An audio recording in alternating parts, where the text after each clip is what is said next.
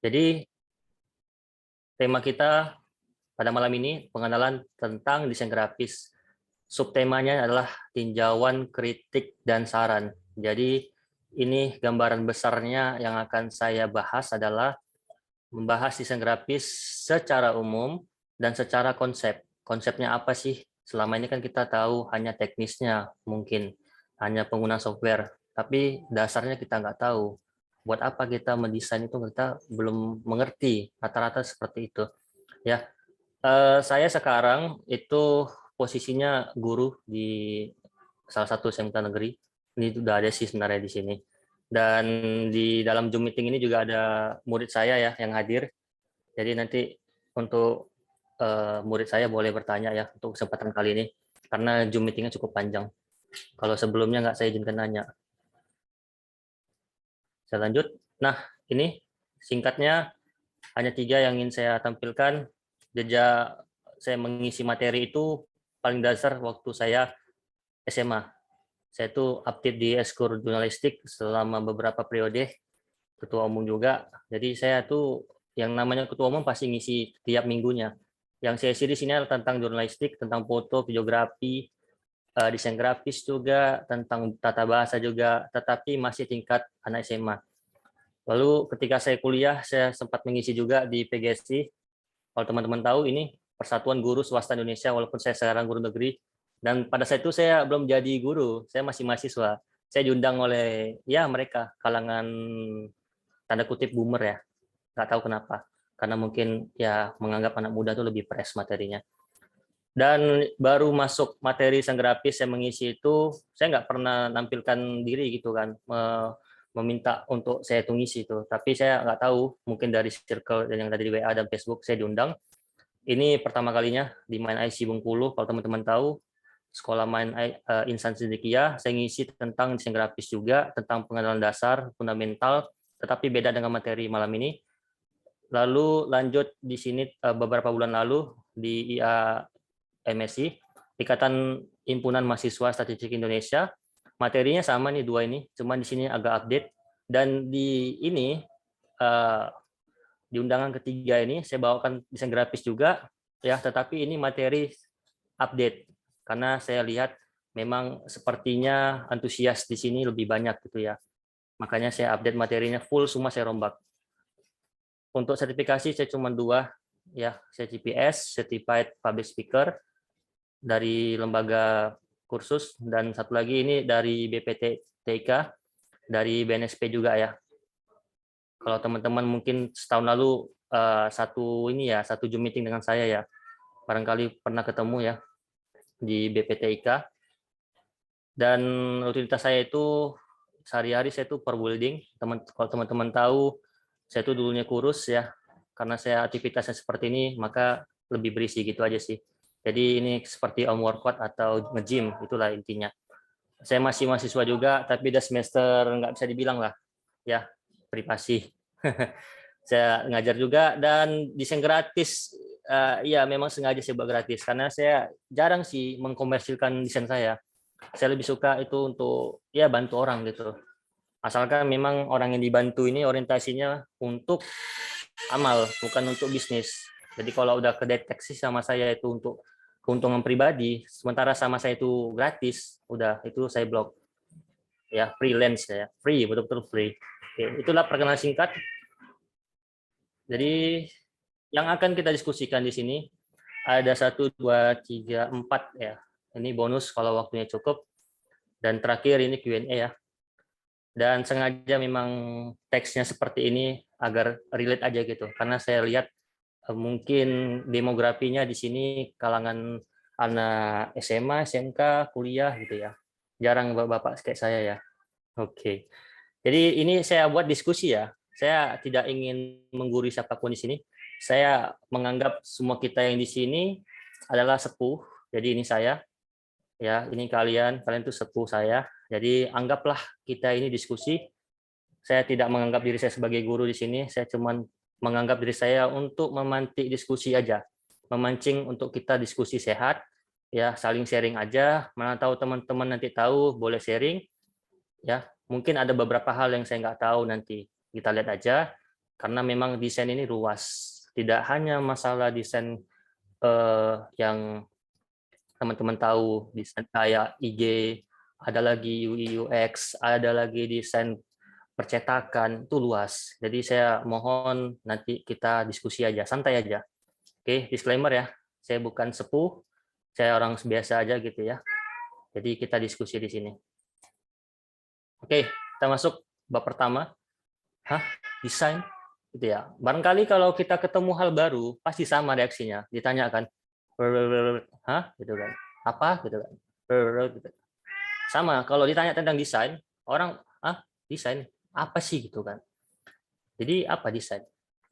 Nah, definisinya kalau kita lihat dari Wikipedia, dari sekian artikel, saya lebih sreg dengan definisi dari Wikipedia, ialah proses untuk membuat atau menciptakan objek baru. Maksudnya apa? Nah ini, saya kasih ilustrasi yang gampang ya, yang teman-teman mungkin relate. Apa di sini ada nggak yang nggak pernah nonton SpongeBob? Pasti nggak ada ya, pasti pernah.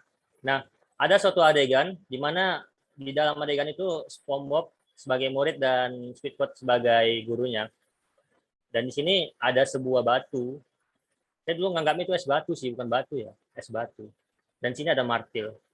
Jadi kalau kita kasih konteks dalam desain, batu ini adalah bahan. Bahan apa yang kita perlukan dalam desain itu pertama ada media atau kanvas. Saya sebut media karena media ini luas, tidak hanya kertas. Media itu bisa berupa plastik, ya, bisa berupa uh, kertas khusus yang bukan kertas APS gitu kan, dan banyak lainnya. Itu dalam konteks percetakan ya. Jadi nggak terbatas hanya kanvas digital, tidak, banyak media itu banyak. Bahkan di dalam plakat itu ya medianya logam gitu ya, banyak. Bahan kedua yang pasti ada itu teks. Teks pasti ada. Teks ini nanti terlibat juga di situ font. Ya, font itu bentuk huruf. Dan tipografi adalah seni dari huruf itu. Yang ketiga adalah aset multimedia. Saya katakan ini multimedia karena di dalam asetnya itu tidak hanya foto, pasti ikon ada, pasti ilustrasi ada, pasti animasi juga ada, GIF segala macam, stiker juga termasuk ya. Itu yang kita masuk dalam kategori bahan. Bahan yang kita perlukan untuk mendesain. Alat di sini SpongeBob itu mau memahat bahannya itu dia pakai martil. Nah, kalau dalam konteks desain yang kita perlukan pasti perangkat keras seperti PC, LEPI atau laptop dan HP. Oke, tiga ini sepertinya sudah cukup ya. Kalau nggak punya PC, pakai laptop bisa, nggak punya laptop, pakai HP bisa. Oke, tidak ada batasan, cuman memang kalau di HP lebih terbatas dibandingkan laptop, tapi juga di laptop lebih terbatas dibandingkan PC. Tergantung PC-nya ya. Kalau PC gaming pasti lebih bagus daripada laptop ini, atau sebaliknya ya. Tergantung kenyamanan masing-masing. Saya pakai semua. Saya ngedesain di HP juga, bahkan saya buat PPT ini dual ya. Saya pakai HP, pakai LEPI juga, switch. Jadi nggak ada masalah dengan alat. Kemudian software, software itu banyak kalau dalam desain. Tidak hanya terbatas dalam Adobe Photoshop, Adobe Illustrator, Corel, tidak. Ada banyak software lainnya yang mungkin kita nggak pernah kenal, seperti GIMP, ya itu open source, atau Infinity Design di HP, Sketchbook, Pentoolsai gitu kan. Banyak hal. Jadi software ini saya tidak fokuskan ke satu hal. Kita ngedesain itu boleh dari mana saja. Yang penting kita ngerti konsepnya. Kita ngerti konsepnya, nanti ketika kita makainya itu sama aja sih sebenarnya rasanya. Nggak jauh beda. Ya. Dan jari tangan, ini adalah aset. Tanpa jari kita itu gimana ya? Saya pun bingung gitu. Jadi tolong selain jaga mata, kita ini ngedesain harus jaga jari kita tuh supaya sehat gitu kan, supaya nggak tremor, supaya bagus, supaya utuh gitu. Jadi kita bisa melakukan segalanya, termasuk ngedesain dan alat cetak. Jadi kita ngedesain itu tidak hanya digital, karena kalau orang bisnis itu pasti dia perlu desain itu dicetak. Larinya kemana? Percetakan. Alat cetak itu nggak terbatas hanya printer. Banyak hal, termasuk juga di situ mesin cutting stiker ya. Kalau teman-teman hobi ngoleksi stiker yang bertema mungkin anime, itu dari mana mereka motongnya? Apakah pakai gunting? Ya kalau gambarnya cuma peta gini, gimana kalau objeknya seperti ini? Tentu butuh alat khusus kan? Nah, jadi alat cetak tuh banyak ya. Teman-teman bisa nanti cari sendiri alat cetak dalam dunia percetakan itu berhubungan juga dengan desain. Kebetulan di sekolah tempat saya ngajar itu ada beberapa alat cetak untuk ngedesain. Alat cetak ID card, alat cetak mesin cutting, jadi banyak. Dan kalau kita udah punya nih bahan dan alat, tentunya hasilnya adalah karya. Karya itu ada 3, saya bagi secara umum. Pertama, desain grafis, ya. Desain grafis itu lebih kehubungannya adalah menggabungkan objek-objek yang sudah dibuat oleh seorang ilustrator. Jadi bedain ya teman-teman, antara ilustrator dengan desain grafis. Seorang ilustrator itu dia ngebuat objek baru dari 0 sampai 100. Desain grafis ya, menurut saya dia itu tidak ngebuat dari 0. Dia itu hanya menggabungkan aset-aset yang udah dibuat seorang ilustrator. Jadi ini dua job desk yang berbeda sebenarnya. Jangan pernah disatuin. Nah, itu ya. Dan satu lagi juga ada yang cabang lain, cabang yang ini seringnya gelap sih. Kang Edit ya. Kang Edit itu kalau kita bilang skala kecilnya itu ngedit pas foto.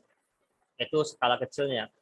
Kalau skala besarnya dia ngedit foto bersama dengan artis idolanya. Barangkali begitu ya. Dan nanti kita lihat contohnya ada.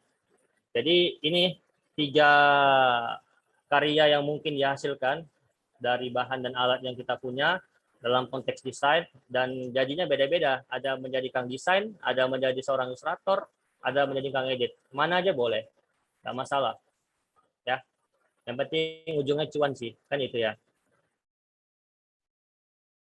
Kita lanjut. Komennya banyak ya, saya cek dulu.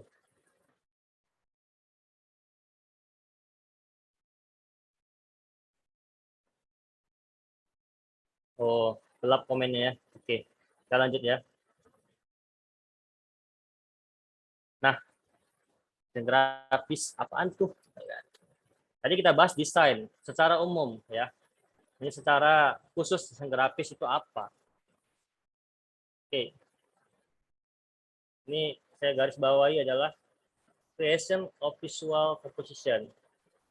Jadi kita membuat komposisi visual. Untuk ngapain? Untuk menyelesaikan masalah dan mengkomunikasikan ide. Itu sih intinya.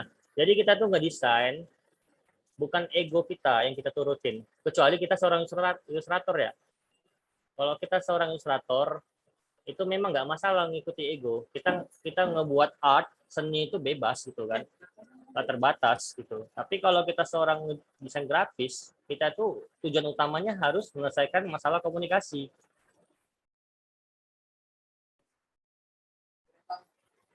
Bukan malah ngedesain menambah beban gitu kan. Malah sulit dibaca gitu desainnya. Nanti ada contohnya.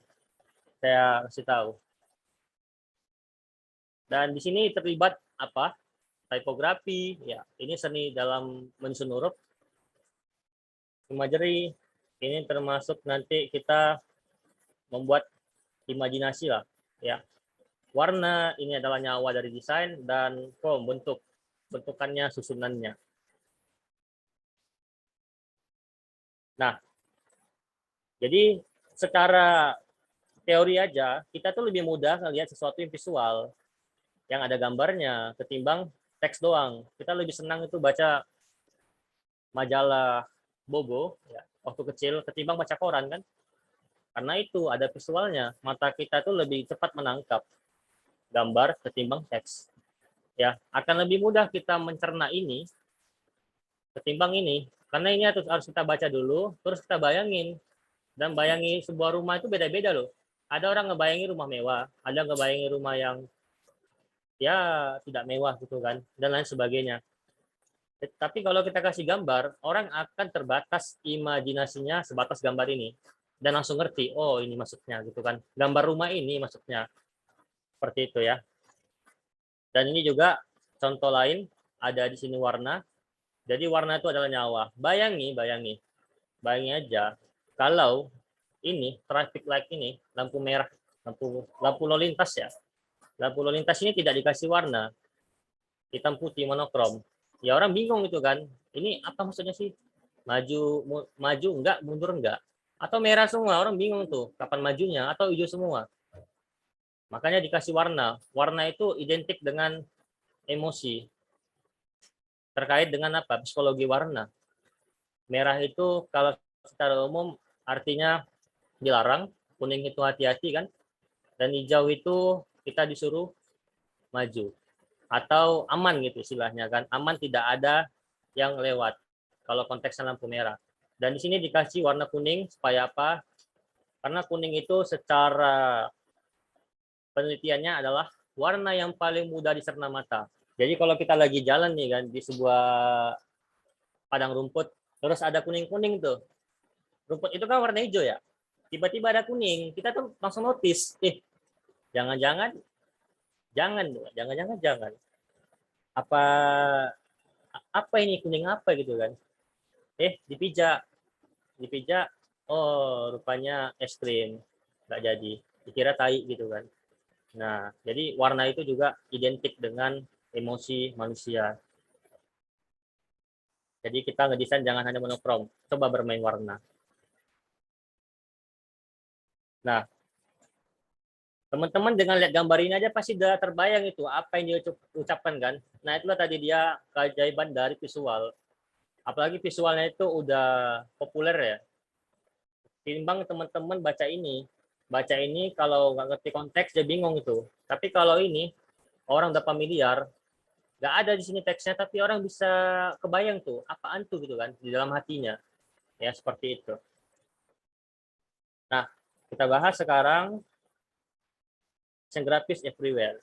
Oke. Saya minum dulu ya dan bernapas. Oke.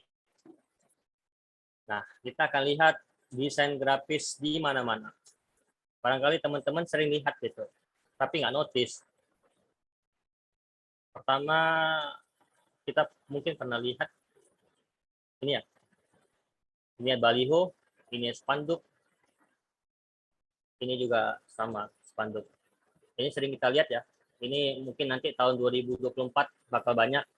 Ini karya seorang desain grafis atau ilustrator. Kalau menurut teman-teman, boleh komen ya. Kalau menurut saya ini seorang, nanti saya jawab.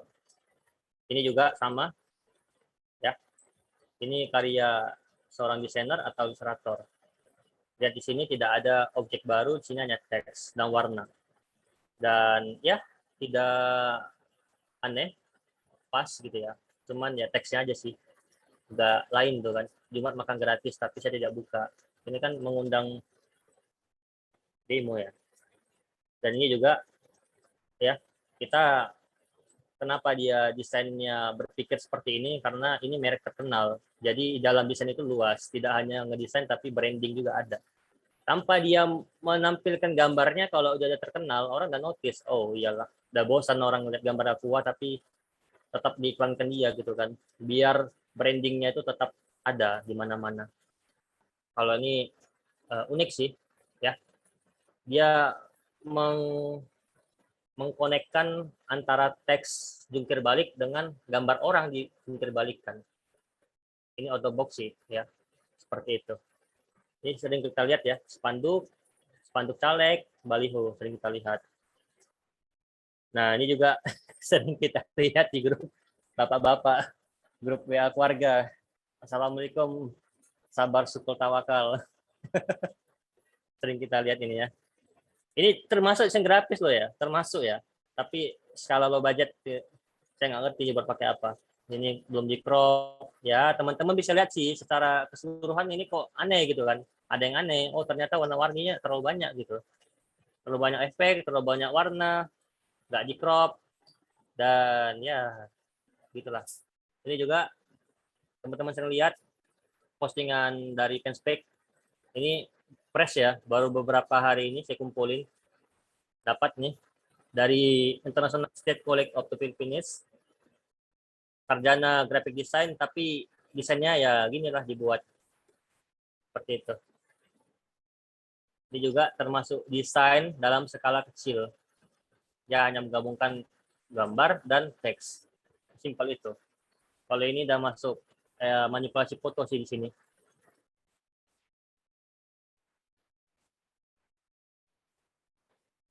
Ini juga sering lihat ya.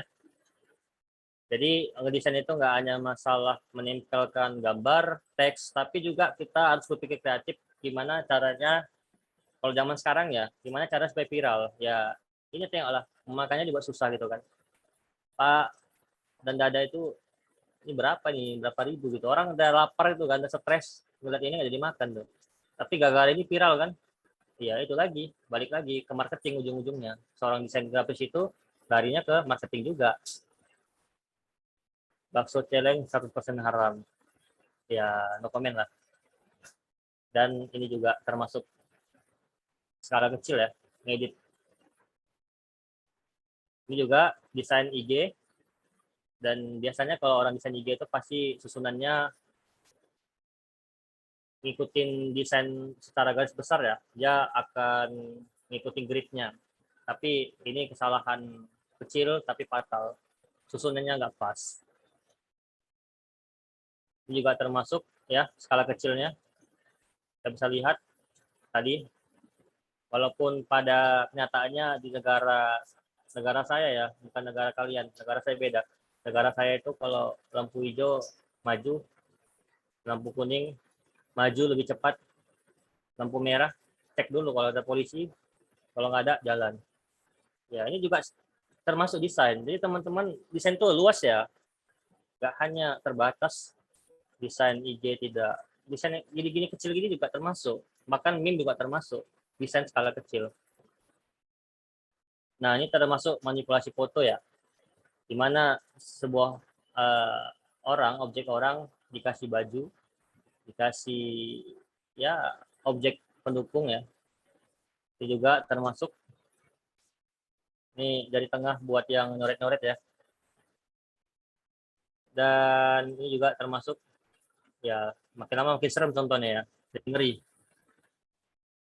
Oke, terakhir kita bahas desain grafis itu LBL. Luas banget loh.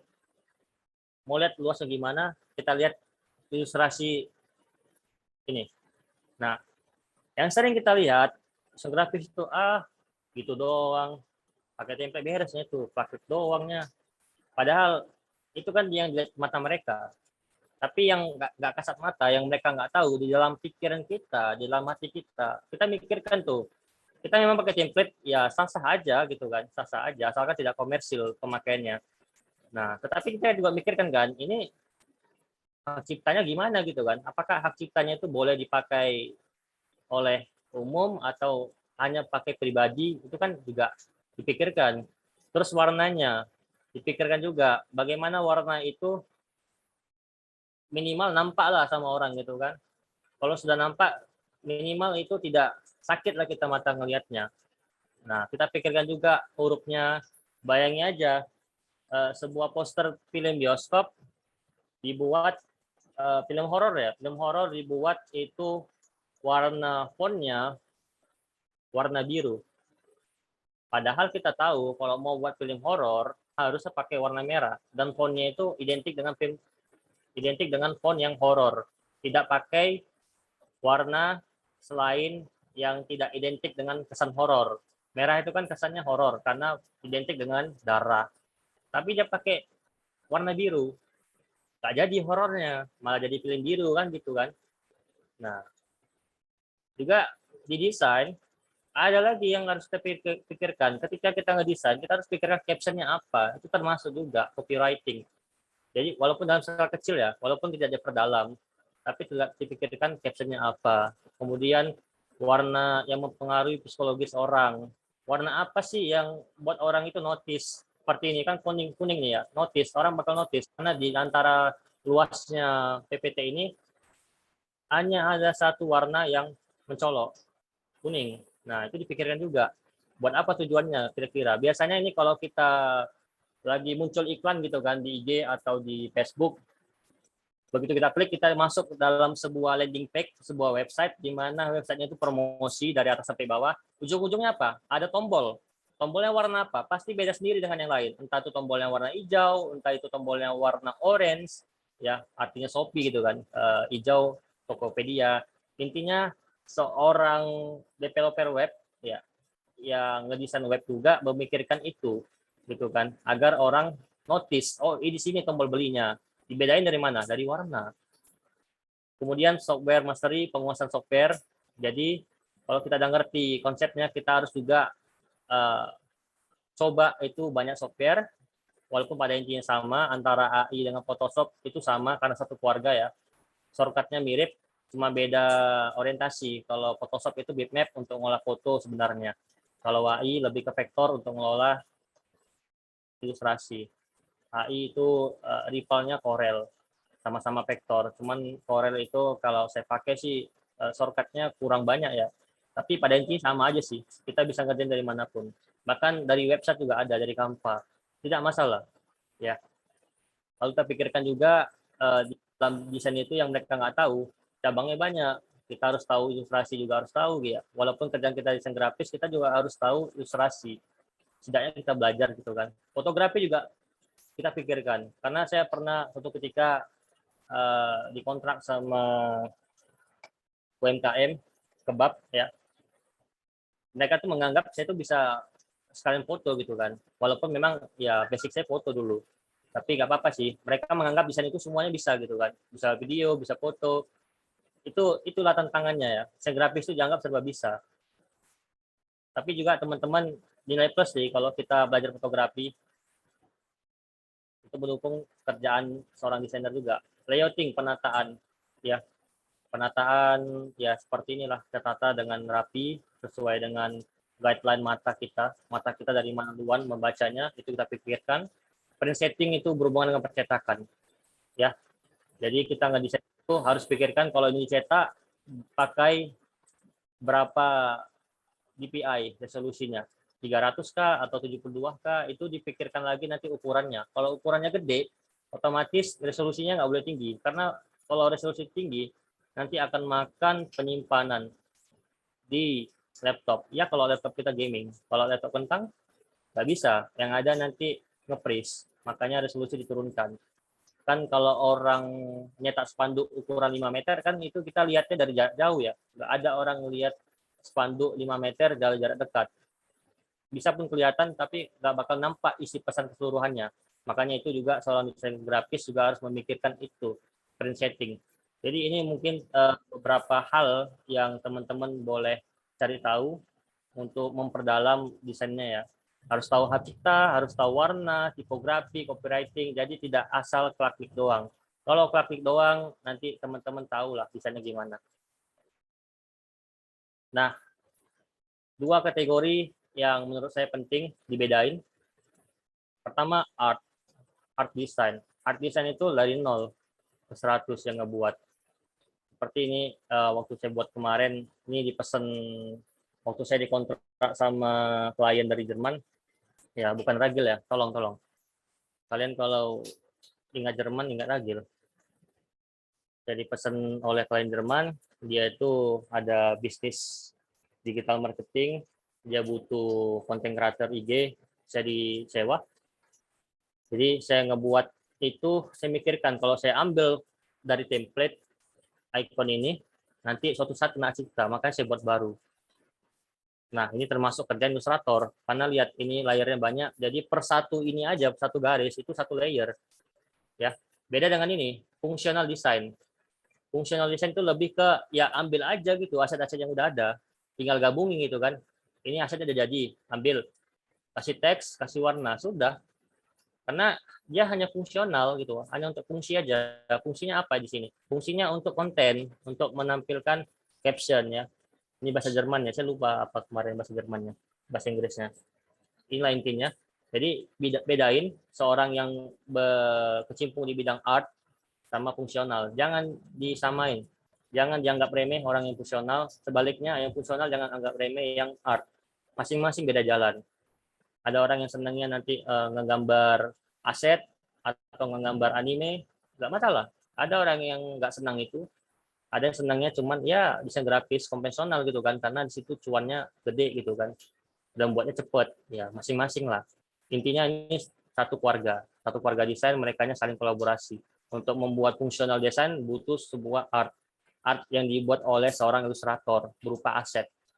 Nah, dan juga seorang art ya yang bergerak di bidang art itu pasti butuh referensi dari ini fungsional desain. Dia akan lihat contoh-contoh dulu, baru dia buat sendiri prototipenya. Seperti itu kira-kira. Nah, ini bakal dihadapin oleh semua kita yang mau berkecimpung di dunia desain, baik itu sebagai profesi, sebagai hobi, atau sebagai pengajar. Orang akan menganggap, tinggal klik doang, tekan di layar jadi. Padahal di dalam ini banyak itu tombol yang mungkin kalau mereka itu kita kasihkan komputer kita, mereka tuh bingung mau ngapain di situ. Rupanya main Juma gitu kan, nggak jadi ngedesain. Karena ya nggak segampang itu gitu. Emang ngeklik sih, ya gimana desain itu mau jadi kalau tangan kita nggak ngeklik sesuatu, ya kan? Tetap harus diklik, tapi nggak segampang itu ngekliknya. Kita berpikir di situ, ya. Dan keluh kesah harga, ya kita hadapin juga. Ya, ini biasanya kalau di circle pertemanan ya. Makanya seorang desain grafis itu saran saya sih jangan terlalu menonjol ya. Kalau di circle pertemanannya. Lihat dulu, kalau circle pertemanannya orang-orang yang respect dengan pekerjaan, boleh lah. Tapi kalau circle pertemanannya orang-orang yang gampangan tuh kan, menggampangkan sesuatu, alah, gitu aja gitu kan. Kita kan kawan gitu ya. Udahlah. Boleh teman-teman jawab pakai ini ya. Boleh. Atau terserah teman-teman lah ya. Tapi ini ungkapan kekesalan para desainer sih. Dalam hatinya, nggak mungkin diungkapkan tuh kan. Kalau diungkapkan nanti gelut. Janganlah. Nah, dilema dan dorama yang bakal kita hadapin. Ada 3 faktor, kecepatan, bagus, dan murah. 3 ini nggak mungkin bisa. Kita ngerjain sesuatu cepat, bagus, dan murah tuh nggak mungkin gitu. Biasanya makin cepat, makin bagus, makin mahal. Nah ini murah nggak bisa, ini not possible. Ya, jadi jangan munafik lah. Kita nggak bisa. Yang bisa itu hanya 2. Kalau dia bagus, tapi murah, apa di sini? Ya lambat gitu. Jangan ngarep cepat. Atau bagus cepat, ya pasti mahal. Cepat murah, ya burik lah hasilnya. Jangan ngarep cepat murah gratis lagi kan, minta bagus. Oh nggak bisa, murah cepat bagus ya mikir gitu kan. Seperti itu ya. Karena ya ini dari saya quotes-nya. Logika itu butuh logistik. Kita tuh berpikir butuh makan. Makan itu butuh apa? Butuh duit, beli makanan. Ya nggak bisa segampang itu. Gitu kan. Ya, tapi balik lagi ya, seidealisnya kita tetap harus pikirkan. Saya sih berpikirnya seperti ini, kita tuh ngedesain gratis, impact-nya apa buat kita? Mungkin nggak tidak uang, mungkin impact-nya buat kita itu ya kita tuh nambah social credit di masyarakat gitu kan. Oh ini baik itu mau ngedesain itu kan. Atau impact-nya ada di pertemanan kita, nggak masalah. Teman-teman boleh ambil logistiknya atau ngambil circle-nya boleh ya. Jadi tidak mulu-mulu kita mendemokan oh harus bayar, tidak. Tengok-tengok dulu lah. Kalau teman di dalam sebuah perusahaan mengidealiskan seorang desain grafis harus bayar itu susah. Ya. Jadi lihat-lihat. Selagi itu menguntungkan kita dalam mungkin dalam karir atau dalam pertemanan nggak apa-apa gitu kan. Tetap harus ada timbal balik walaupun tidak dalam bentuk uang. Tapi ya lihat-lihat ini sih, kalau dia mintanya bagus, murah, lambat dia nggak masalah ya udah kerjakan. Tapi kalau dia mempermasalahkan gitu kan, dia minta bagus, dia minta gratis, tapi mempermasalahkan lambat, ya di sini suruh mikir gitu, mikirlah gitu. Atau enggak suruh aja kerja sendiri, atau enggak ini, ya itulah barangkali. Oke, karena kita itu mencari ide dan ide itu sulit. Nah ini kesimpulannya. Setiap desain harusnya memecahkan masalah, bukan malah menambah masalah. Jadi kita ngedesain, orientasi kita pertama adalah menyelesaikan masalah komunikasi itu. Kedua, jangan sampai gara-gara kita ngedesain, kita tuh menambah masalah. Mungkin menambah masalah pertemanan, menambah masalah dengan masyarakat, jangan sampai. ya seperti beberapa bulan lalu ya. Kasusnya itu seorang desainer di penjara gitu. Gara-gara ya dia buat konten bagus sih, cuman dia nggak paham konteksnya itu sensitif. Ya, akhirnya di penjara. Yang harus memecahkan masalah gitu kan, memecahkan masalah marketing mereka biar orang beli, malah nambah masalah di penjara gitu kan. Ya, oke, terima kasih ya sudah menyimak presentasi ini.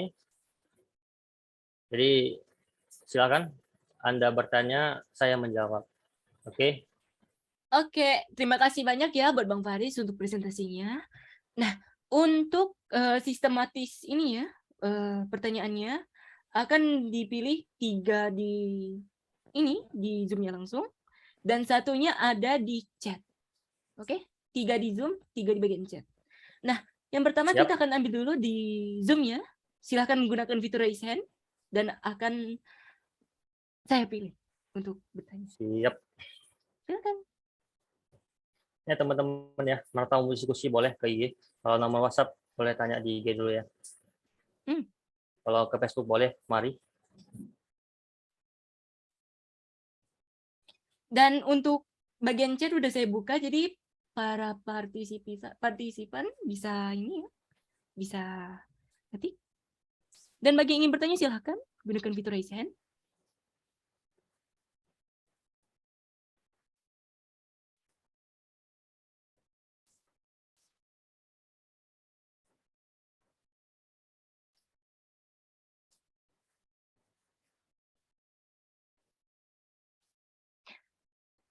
Oke, baru 1 orang. Silahkan yang lain gunain fitur raise hand. Ada di bagian reaction dan gunakan tombol raise hand.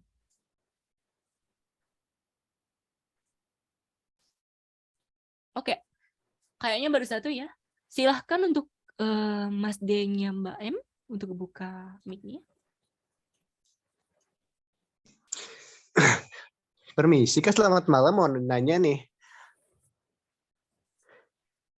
Silakan. Jadi untuk perbedaan vektor dan bitmap itu bagaimana ya? Tadi kan belum dijelasin ya.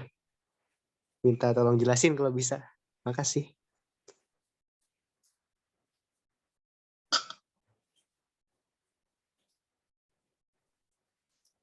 Ditampung dulu atau langsung saya jawab nih? Langsung jawab aja. Oke, vektor dan bitmap ini basic sekali kalau kita ingin pakai software. Jadi saya tampilkan gambar ya.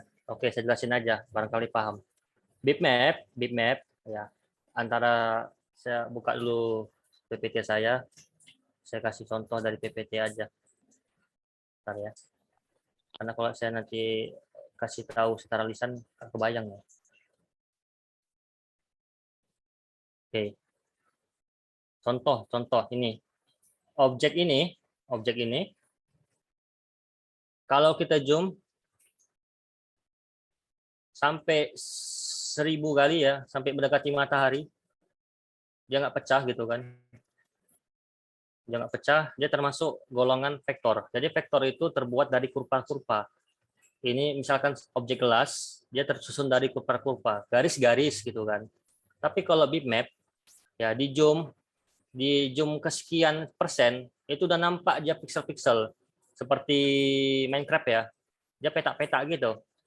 Jadi dalam konteks software, kalau kita pakai software yang orientasi bitmap, itu lebih cocok kita pakai software itu untuk ngedit foto, seperti Photoshop. Ya, tapi kalau kita ingin ngebuat contoh ilustrasi seperti ini, di mana ilustrasi ini kita zoom sampai berapa kali ya, sampai mendekati matahari pun nggak pecah, itu pakai software yang orientasinya vektor. Nah, seperti itu perbedaannya. Gimana? Gimana penanya? Sudah jelas atau ada yang mau tanyakan lagi?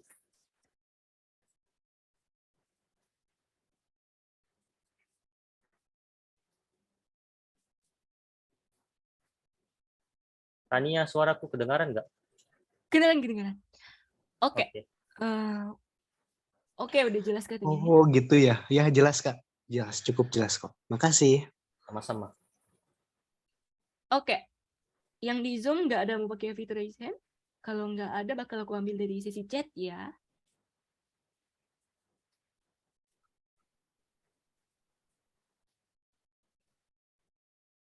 Oke, karena nggak ada, bakal aku ambil dari chat. Jadi ini pertanyaan dari, aku pilih dulu ya. Koirul Miftahudin.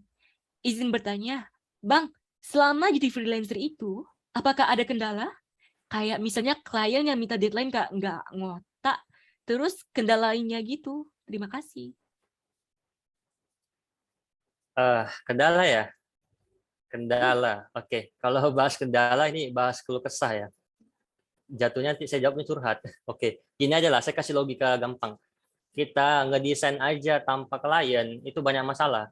Masalah aplikasi, masalah nanti kita kekurangan ide dan bahan. Apalagi kalau kita ada klien, artinya ada dua orang yang saling kerjasama.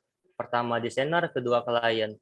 Yang dimana biasanya kliennya ego, dia tuh menuruti kemauan dia, yang mereka tuh nggak ngerti, desain itu mereka nggak ngerti, tapi mereka pengen seperti itu.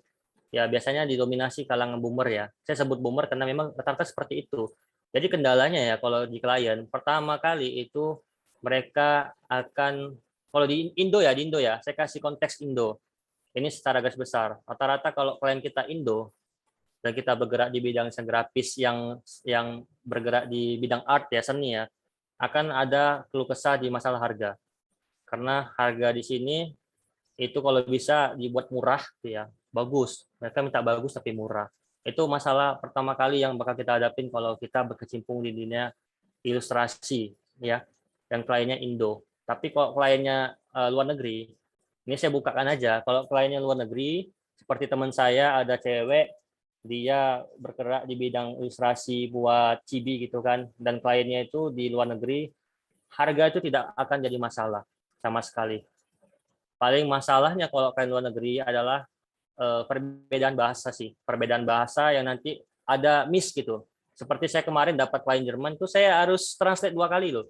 Pertama saya translate bahasa Jermannya, kemudian saya translate lagi dari Inggris ke Indonesia karena kan Inggris saya nggak ini ya, nggak pasti amat gitu, Inggrisan lah gitu kan, ngerti sedikit aja. Itu dia. Jadi plus minusnya pasti ada. Kalau ditanya masalah pasti banyak, dari masalah software, dari masalah individunya, orangnya gitu kan, dari masalah harga lagi, masalah komunikasi. Tapi sih kalau ditanya solusinya adalah kalau kita dengan harga, kita tuh harus buat kontrak di awal. Seharusnya buat seperti itu. Cuman kadang kita kan seganan orangnya ya. Ah, ngapain buat kontrak macam betul aja. Masalahnya kalau nggak boleh kontrak, orang akan semena-mena di akhir. Saya pernah ngalami juga itu. Saya udah ngikutin kesepakatan, tetapi di ending dia bilang kok begini gitu kan. Padahal saya ikutin kemauannya.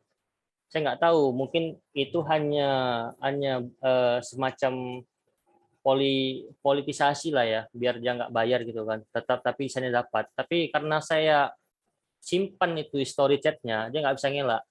Saya ikutin kemauan dia, itu desain murni karena permintaan dia, sudah di awal sudah deal, seperti itu saya kerjain.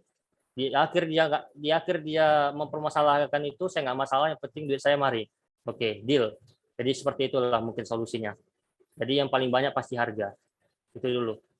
Terima kasih, semoga menjawab. Baik, terima kasih ya buat jawabannya, Bang. Selanjutnya, kita lanjut di ini. Kak, kenapa dari pertanyaan dari Distira, Kak, kenapa setiap ngedesain ngerasa desain kita itu jelek, padahal orang lain itu mandangnya beda, gitu. Oke. Ini masalah psikologisnya kita ya. Memang gini aja lah, secara umum aja kita memandang diri kita tuh jelek. Tapi orang lain kok ganteng gitu kan, kok cantik. Tapi kita ngerasa diri kita jelek. Kalau kita berpikir seperti itu berarti kita normal. Artinya apa? Artinya kita berusaha lebih baik. Nah, memang standar bagus atau tidak itu lebih pas orang lain yang menilai. Jadi kalau orang lain sudah menilai kita bagus, nah jangan naik kuping dulu. Pastikan kita sendiri juga menganggap itu bagus. Kalau orang lain menganggap itu bagus, kemudian kita menganggap itu jelek, artinya apa? Kita improve sendiri tanpa mereka tahu. Tapi kalau udah kita menganggap itu nggak bagus, kita lempar ke orang, mereka menganggap itu nggak bagus juga. Artinya yang salah ya kita gitu. Secara keseluruhan kita salah gitu, mata mereka enggak.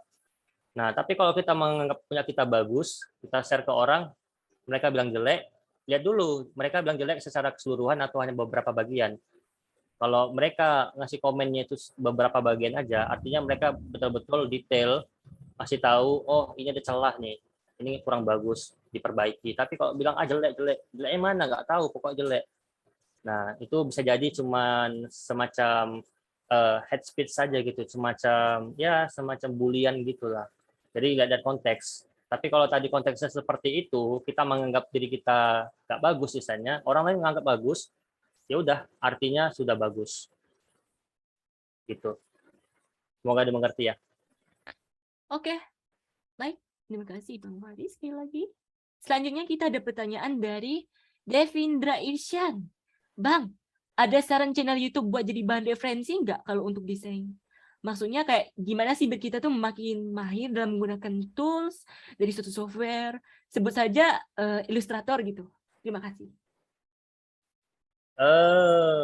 Ini agak sulit sih jawabnya ya, karena saya sendiri nggak pernah berpatokan dengan satu guru ya kalau belajar. Saya itu selalu berpatokan dengan banyak orang di YouTube, dan saya itu biasanya kalau tutorial yang berhubungan dengan seni, saya tuh lebih suka nyari tutorial yang berbahasa Inggris, walaupun bahasa Inggris saya itu RIP ya, nggak kalau jago-jago amat. Saya ada contoh ini yang saya ikutin tuh, saya cari barangkali ada ya sekarang. Tapi baik lagi teman-teman, walaupun saya sebut merek, saya akan katakan semuanya sama, tinggal teman-teman lihat ketika dia ngasih kita konten itu, apakah kontennya itu sudah generik atau tidak.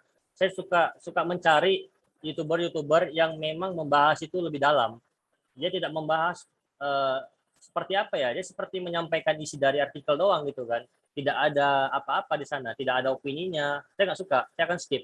Saya akan cari YouTuber dalam segala hal pun ya. Saya akan cari YouTuber yang memang betul-betul unik, nggak perlu populer. Saya akan cari bahkan yang underrated, yang nggak terkenal, tapi dia membahas itu secara dalam. Dan biasanya kalau dalam bidang seni saya carinya yang bahasa Inggris. Karena yang bahasa Inggris, kenapa ya? Saya nggak rasis. Karena gini, mereka itu secara kemajuan teknologi lebih cepat daripada kita. Jadi apapun itu, kalau kita ingin lebih cepat berkembang, kita tuh ya kiblatnya ke sana gitu. Kiblatnya ke Eropa, ke negara-negara yang sudah maju. Kita ikutin mereka untuk pengembangannya. Walaupun pada dasarnya orang kita juga lebih maju. Cuman kadang orang-orang kita yang sini yang tingkat tinggi expertnya gitu jarang tampil, hanya beberapa. Kalaupun ada itu saya ikuti juga, tapi saya filter itu. Saya nggak ngikuti semua tutorial, saya hanya cari kalau di Indonesia ya, saya hanya cari orang-orang yang memang kredibel di bidang itu, memang hobinya itu, memang kerjaannya itu, semuanya relate dengan itu. Saya akan dengarkan. Tapi kalau cuma orang-orang iseng gitu kan, cuma buat tutorial iseng dan mereka hanya baca teks gitu kan, seperti kayak presentasi di kelas, mereka tuh udah ngebuat PPT-nya dengan teks, pas presentasi mereka baca lagi teksnya, itu biasanya langsung skip. Tapi kalau mereka menjelaskan dengan bahasa mereka mudah dimengerti, kemudian ini bahasannya fresh gitu kan, nggak pernah saya dengar dimanapun, saya akan ikutin. Jadi tidak ada patokan. Saya sih seperti itu konsepnya kalau mencari guru di YouTube. Saya akan cari yang unik, saya akan cari yang bahasanya mendalam. Dan ya walaupun bahasa Inggris saya akan tebas, walaupun itu sulit dimengerti, saya akan cari cara gimana satu video itu bisa saya pahami, bisa saya praktekkan, dan itu cukup berhasil. Seperti itu sih. Kalau untuk channel banyak, saya nggak saya sebut, takutnya nanti jadi promosi ya. Seperti itu. Oke, baik. Selanjutnya kita akan ke pertanyaan Felita dan Loskai.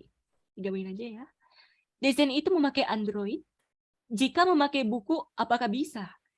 Jika memakai Android HP, tab, apakah lebih bagus menggunakan pen stylus? Dan untuk spek minimal buat ngangkat software, buat ngedit-ngeditnya itu kayak gimana sih? Oke. Bahasnya tadi perangkatnya ya, kalau pakai Android, pakai tab, stylus, kemudian spek ya. Oke, saya akan jawab secara pengalaman, karena saya juga desain grafis yang punya, ini jujur ya, saya punya alat yang sangat-sangat kentang, itu cuma 2 GB. RAM-nya. Dan itu bisa berjalan. Cuman kendalanya nanti ya, ini saya kasih tahu ke teman-teman, saran aja sih, kalau ada budget lebih silakan upgrade, itu minimal 4 GB. Jangan ngikutin saya, karena mungkin memang saya sebenarnya iseng sih ngedesain itu dulu, hobi ya. Walaupun sekarang jadi profesi, tapi itulah, saya belum kepikiran untuk upgrade karena saya nyaman gitu dengan laptop saya yang 2 GB itu, dan tetap bisa saya kerjain gitu kan, walaupun kendalanya pasti lambat. Lambat itu akan membuat kita itu, ide kita yang banyak ini, kita mau nuang ini, pas kita mau nuang kok macet itu kan, macet itu buat emosi. Ketika kita emosi, ide kita itu bakal berantakan, hilang. Itu masalah spek. Tapi kalau masalah tadi perangkat dari Android, itu bisa. Cuma masalah di Android itu adalah cuman seberapa lebar layar itu bisa kita lihat. Karena ngedesain ini lebih bagus itu layarnya besar. Seperti kalau teman-teman pernah lihat ada sebuah video seorang ilustrator mengerjakan di komputer, yang komputernya itu segede gaban gitu kan. Nah, lebih bagus seperti itu. Cuman memang kalau kita ingin mobilitas tinggi, di mana kita bisa kerjain, pakai Android itu sangat nyaman. Saya pakai Android juga untuk ngedesain, pakai Canva, saya pakai. Kalau untuk stylus biasanya itu lebih ke buat ilustrasi ya, jauh lebih mudah ketimbang pakai touchpad, ketimbang pakai jari di HP, ketimbang pakai mouse. Kalau memang ada budget, silakan beli stylus, itu memudahkan. Dan itu investasi, bukan investasi bodong. Kalau teman-teman memang mau serius di bidang desain, jangan setengah-setengah. Kalau memang mau ilustrasi, itu ya harus punya pen tab. Karena lebih enak gitu. Kita tuh semacam menggambar di buku. Dan untuk menggambar di buku, saya sarankan ke teman-teman semua pelajarin, karena itu adalah basic dari segala seni di desain grafis. Kalau kita bisa ngebuat desain, katakanlah ngebuat sebuah gambar di buku dan itu bagus ya, katakanlah nih gambar anime, kita bisa buat dari mulai kepala sampai badan itu proporsional dan bagus, shadow-nya, pencahayaannya gitu kan. Nah, kalau kita sudah bisa seperti itu, maka kita sudah dikatakan sudah bisa ngebuat ilustrasi di digital. Cuma nanti tinggal pembiasaan aja di digitalnya. Karena saya ada murid juga yang saya lihat dia punya potensi di situ, dia ngegambar di kertas dan itu mirip kayak hasil printan gitu kan. Saya lihatnya kaget tuh. Loh, barangkali orangnya di sini ya. Loh, saya lihat ini hasil print atau enggak ya? Oh, ternyata enggak. Cuma kendalanya kadang kalau kita terlalu terpaku dengan satu media, misalkan kertas, jatuhnya kita nggak berkembang. Kita cuma bisa buat di situ. Sementara tuntutan itu, kalau kita mau cari duit, kita harus berkembang mengikuti zaman. Dan kalau di dalam desain grafis, kita tuh harus digitalkan semua apa yang kita sketsain. Kita buat sketsa di kertas, buat gambar sederhana, harus di-sketsai ke digital, kita kasih warna, baru bisa kita jual. Karena orang biasanya pesan itu yang digitalnya, ya. Jadi tergantung konteks. Teman-teman kalau ingin belajar aja boleh di kertas, tapi kalau ingin ngejual itu silakan dibuat digital, dipelajari lagi digitalnya gimana cara buat garis digital, baru itu bisa dijual. Ya, kalau ujung-ujungnya cuan ya. Tapi kalau cuma belajar dari mana aja bisa. Saya katakan dari mana aja bisa. Bahkan dari laptop yang speknya 2 GB juga bisa. Cuman ya harus sabar-sabar, harus tawakal gitu kan. Harus sering-sering ngucap astagfirullah gitu kan. Gitulah. Ya, apalagi 1 GB. Saya nggak pernah pakai. Ya, jangan. Itu cukup menguras tenaga. Belum lagi kita ngetik, kita ada habis tenaga. Seperti itu, kurang lebih. Terima kasih, semoga menjawab. Baik, terima kasih atas jawabannya. Lanjut ya, Pak, Bang ya. Ini 2 pertanyaan ku gabung sekaligus dari Cece dan Revi Aditya. Pertanyaannya adalah, saya mau bertanya, bagaimana jika ada klien yang sanggup membayar mahal, namun meminta proses desainnya itu cepat, sedangkan desain yang diminta itu cukup sulit diselesaikan. Nah, cara kita biar bisa menanggapi klien tersebut, caranya gimana? Dan apabila nanti diminta revisi gitu, dan kita sudah sampai stuck ya, otak kita nggak bisa nuruti revisinya itu kayak gimana, udah habis ide, itu gimana sih solusinya? Kece ya. Ini kayaknya murid saya nih. Oke lah, pertanyaannya cukup kritis. Jadi gini ya, kalau kita diminta desainnya cepat dan mereka berani bayar mahal, ini antara dua nih dalam hati kita.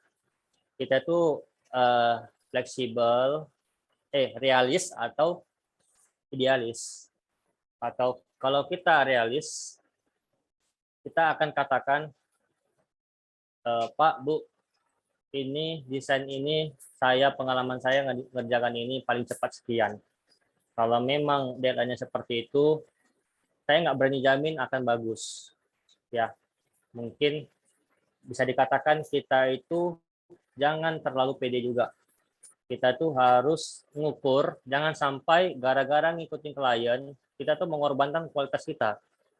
Ya, itu kalau desainnya bergerak di bidang art ya, art itu kan seni ya, seni yang istilahnya punya nilai estetika. Jangan korbankan itu, jangan korbankan kemauan orang mau cepat untuk membuat desain itu bagus, dia berani bayar mahal, tapi kita nggak sanggupin itu. Jatuhnya nanti desain kita akan turun kualitasnya. Dan itu akan menurunkan reputasi kita. Tapi kalau desainnya konteksnya percetakan, dia minta cepat, dia berani bayar mahal, dan konteksnya cuma percetakan ya. Saya katakan tadi, percetakan itu rata-rata fungsional desain. Kalau fungsional desain, itu tidak masalah estetikanya. Mereka hanya pingin, misalkan kalau spanduk caleg, mereka hanya pingin foto mereka segede gaban, kemudian ada nomornya, yang ada pakunya, kemudian pilih saya gitu kan. Mereka nggak pikirkan warnanya, pokoknya itu harus cetak besok gitu kan. Ya udah gas aja gitu. Gas aja. Tapi kalau konteksnya seni, balik lagi, kita harus realistis. Atau kita bilang, ini kalau mau cepat segini, mungkin saya bisa kasih waktu tambah berapa hari lagi, harganya boleh kurang.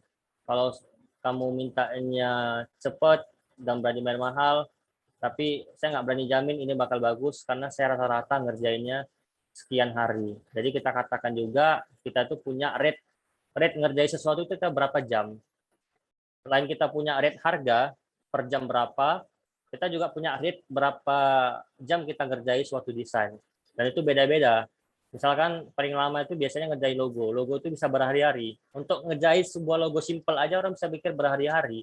Kenapa? Karena orang mikirkan logo apa yang gampang dilihat, gampang dimengerti, terus teringat selama-lamanya.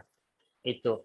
Nah, beda lagi konteksnya kalau desain spanduk. Nggak perlu berhari-hari, cukup tempel, cetak, udah jadi. Pokoknya nampak orangnya, nampak teksnya selesai. Tapi kalau seni, estetikanya dipikirkan, silakan pilih, mau jadi realis atau idealis. Kalau realis katakan ini nggak mungkin. Kalau idealis, ya silakan ambil gitu kan. Tapi risikonya turun itu kualitasnya. Jadi tergantung konteks, tergantung tujuan kita. Tujuan kita ingin cuan atau ingin mempertahankan kualitas.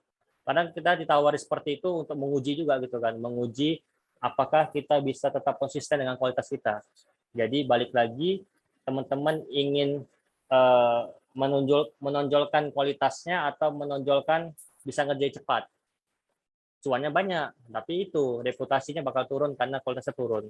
Karena kita tuh nyari ide tuh kadang bisa lama loh, walaupun desainnya simple tapi lama. Dan tadi kalau ditanya untuk ide, ini saya ada slide-nya sendiri ya, ada saya siapin karena saya kepikiran bakal ada yang nanya itu sih. Saya siapin lagi ya. Untuk nyari ide, ini secara umum teman-teman boleh nanti lihat ini ya. Nah, ini boleh di screenshot aja. Jadi yang paling atas ini adalah kalau teman-teman udah yakin bakal mau jual desainnya di sini. Paling populer itu Paper, Fastwork, ya 1000 Lancer ini juga populer. Lainnya itu boleh dilihat. Ini referensi untuk mencari ide. Yang paling populer biasanya Prepik, ya. Prepik, Behance, Dribble. Canva juga. Canva bagus-bagus kok desainnya. Walaupun template ya, tapi tergantung. Kalau tujuannya untuk pribadi ya nggak apa-apa gitu. Tapi kalau untuk komersil hati-hati, jangan sampai gara-gara logo usaha kita bangkrut. Kayak contohnya logo geprek itu ya. Saya nggak sebut tapi geprek lah intinya, kata kuncinya. Usahanya udah jalan tuh punya artis, tapi gara-gara logo kacau, kena masalah hak cipta. Ini untuk masalah referensi warna ya. Kalau teman-teman bingung atau teman-teman sulit menentuhi warna apa yang bagus, yang cocok, gunakan ini. Saya paling sering pakai ini, Adobe Color CC. Tapi lebih bagus sih teman-teman belajar sih teori warna. Karena ya yang namanya dari komputer juga terbatas, gitu kan. Yang namanya seni itu kan lebih bagus dari manusia gitu ya. Kalau dari komputer terbatas hanya masalah logika. Tapi bisa dicoba sih. Ini coba Adobe Color ya. Sorry. Seperti itu, kurang lebih. Terima kasih, semoga menjawab. Oke, kita ambil satu pertanyaan lagi ya Pak ya. Boleh? Oke. Lihat dulu.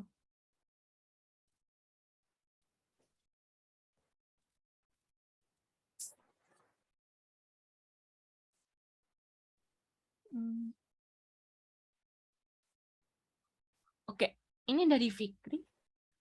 Izin bertanya, bagaimana cara penggunaan prinsip desain yang sesuai dengan konsep yang akan kita gunakan? Ini udah dijawab belum tadi sebelumnya? Coba ulang tadi pertanyaannya. Bagaimana cara penggunaan prinsip desain yang sesuai dengan konsep yang akan digunakan? Sesuai dengan konsep yang akan digunakan. Prinsip ya. Kalau teman-teman menyinggung tentang prinsip, sebenarnya ya itu tadi. Ini materi yang di seminar sebelumnya saya jelaskan itu semua tentang fundamentalnya. Di kali ini lebih gambar umum, tapi saya kasih tahu juga. Barangkali jadi referensi kan. Jadi apapun konsep kita, sebenarnya di dalam desain itu ada prinsip yang umum yang harus diikutin. Bentar ya, saya kasih ininya, gambarnya aja biar gampang. Nah, saya screen ya. Jadi teman-teman kalau cari kata kunci di saya screen dulu ya. Share screen.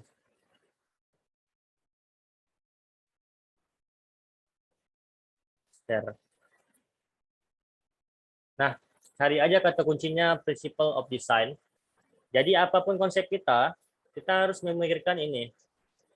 Keseimbangannya, kontrasnya, terus penekanannya ya. Terus arah pergerakannya dari mana ke mana, apalagi itu teks yang berisi informasi, kita harus tentui dari mana orang baca ke mana bacanya. Terus iramanya kita pikirkan, hierarkinya ini biasa ketemu font ya. Font, ini contohnya ya. Hierarkinya ini dari yang gede dulu, judul, kecil. Jangan terbalik, judulnya tuh kecil, ini gede. Orang bakal baca dari sini, dikira judul gitu kan. Kemudian white space juga, jadi ngedesain itu jangan rame kali gitu kan. Sampai nggak ada tempat bernapas, harus kasih white space, ruang kosong, dan kesatuan. Jadi disatuin, dan ditentuin kategori-kategorinya. Oh, ini teks, ini gambar, ini ilustrasinya. Seperti itu. Jadi apapun konsepnya, kalau teman-teman berpaling kepada ini, dasarnya, pasti desainnya itu akan benar. Jadi desain itu, saya selalu katakan dengan murid saya, desain itu jangan cantik dulu, pikirkan. Desain itu pikirkan benarnya dulu. Benar nggak sesuai prinsip? Benar nggak itu keseimbang kiri kanannya, teksnya? Benar nggak itu ada kontras di situ? Benar nggak di situ ada penekanan atau hierarki? Kalau sudah benar, pasti bagus. Tapi kalau desainnya bagus, belum tentu benar. Bagus ya, tapi belum tentu benar. Kecuali dia bidangnya art ya, seni. Bidangnya tadi kayak ilustrasi, itu tak terbatas dengan ini. Tak terbatas. Tapi tetap ada sih, contoh. Kalau kita menggambar ilustrasi anime, atau ilustrasi 2D ya, 2D, yang gambar orang, kita akan pikirkan keseimbangan dari apanya? Dari bentuk kepala ke badan. Nah, kepala ke badan itu kan secara realitanya kan ada proporsinya ya. Nggak mungkin kepala gede sekali, badan kecil sekali. Kecuali artnya itu tadi bergerak di bidang apa? Bergerak di bidang kartunis. Nggak masalah. Tapi kalau dia ingin buat art seni yang memang itu realistis, ya harus pikirkan itu balance nggak kepala sama badan. Terus itu ada nggak kontras di situ antara rambut dengan belahan rambut dengan rambut-rambut tipis, itu kan harus dikasih kontras. Kontrasnya apa? Dalam bentuk shadow. Ya, jadi rambutnya itu seperti bervolume. Jadi tetap kalau teman-teman amalkan ini prinsip of design, saya yakin dan percaya desain teman-teman itu bakal susah dibully karena nggak ada celah gitu kan. Tapi kalau nggak memikirkan ini, nanti kenanya mungkin di sini nggak balance itu kan, atau kenanya di sini nggak kontras, semua warnanya sama. Dari mulai background warna merah, terus teksnya warnanya mendekati merah gitu kan, ya ada banteng, sorry. Ya, jadi gitulah kurang lebih ya. Harus dipikirkan juga prinsipnya. Dan ini umum ya, ini umum, ini valid. Ini valid, semua orang sepakat ini berguna. Jadi apapun konsepnya, mau seni, mau fungsional desain, kalau balik ke sini pasti desainnya benar. Dan kalau desainnya benar pasti bagus. Seperti itu. Semoga menjawab.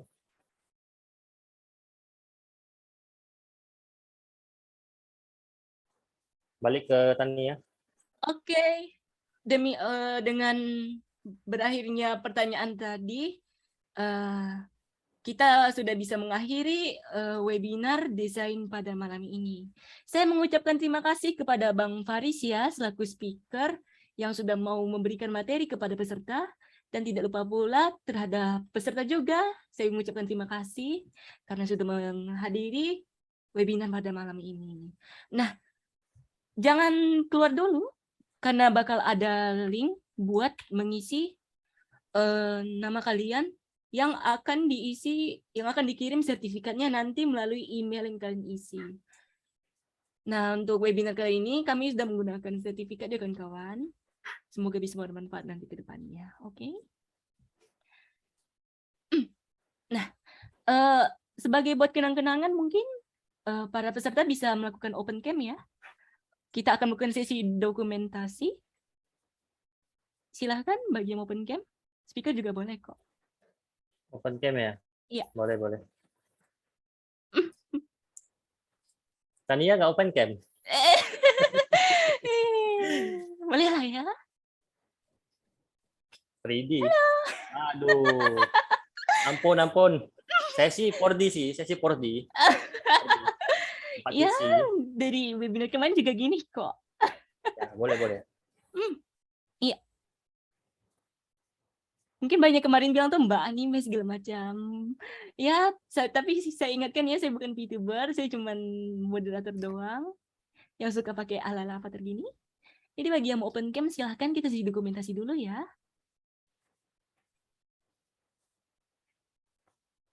Ikan cepat ikan gabus, makin cepat makin bagus.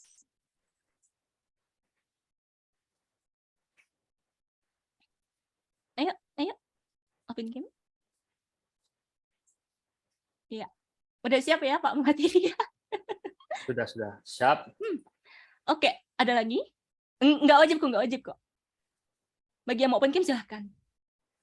Oke ya, aku mulai. 1, 2, 3. Oke. Bakal masuk ke slide selanjutnya. Biarpun nggak ini ya. 1. Webinar malam ini lumayan ramai ya kawan-kawan ya. Semoga nanti webinar selanjutnya kalian bisa konsisten buat ngikuti webinar kali ini. Dan terutama mungkin ke Pak Faris juga mungkin kedepannya bakal dipanggil lagi ya buat ngisi acara ini. Siap. Saya temanya bisa desain, fotografi juga saya bisa. Karena berhubung ini ya, desain peminatnya juga lumayan banyak Pak, dan ini pun juga gratis ya kawan-kawan. Iya dong, mumpung gratis kan, sharing. Iya, pastinya untuk setiap sesi webinar bakal ada recordnya, nanti bakal di-share sama admin-admin tercinta, oke? Bisa kalian cek di Facebook maupun grup WA bagi yang sudah join. Nah, bagi kawan-kawan yang belum join grup kita, yaitu grup Keluh Kesah Kehidupan Berteknologi dan Gaptek Squad, bisa kalian cari di Facebook ya. Untuk K3BT sendiri juga ada Instagram dan Discord-nya. Kalian bisa kunjungi di Facebook kalau bisa, oke? Dan juga Gaptek Squad. Ya, silakan gabung. Awak datang, kami sambut. Oke, jangan lupa diisi ini kawan-kawan formnya untuk mendapatkan sertifikat yang akan dikirim ke Gmail kalian, oke? Usahakan nama kalian nama asli ya, jangan nama nickname, dan pastikan emailnya benar. Oke, kawan-kawan.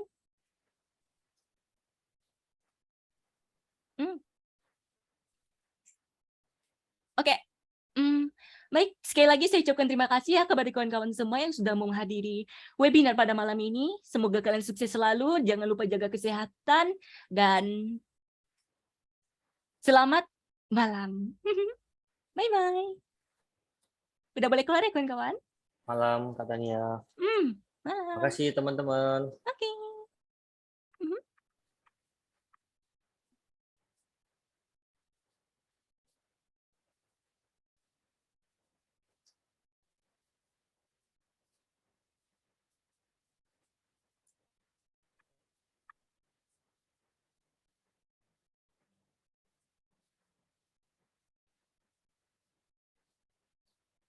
Nah,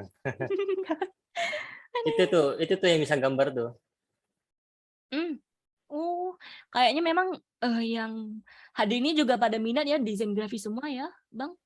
Ditambah juga kita tahu lah ya, apalagi di jokes-jokes internet sekarang yang dimana tuh orang ngedit itu udah terlalu niat, apalagi yang terlalu nimpa desain ya. Iya. Terlalu kerapihan. Timpa teks. Foto. Dan ya mungkin juga kalian bisa ya. Aku kan juga dulu pernah belajar desain, dan sekarang juga teknologi udah semakin maju. Kalian juga bisa pakai Canva, itu ya paling simpel ya. Kebanyakan organisasi kampus segala macam tuh pakai Canva. Ya paling biasa juga Photoshop. Kalau di HP itu biasanya aku gunain PixArt. Buat hoax. Boleh. Yang pasti pergunakan baik-baik ya kawan-kawan ilmunya, karena juga desain ya.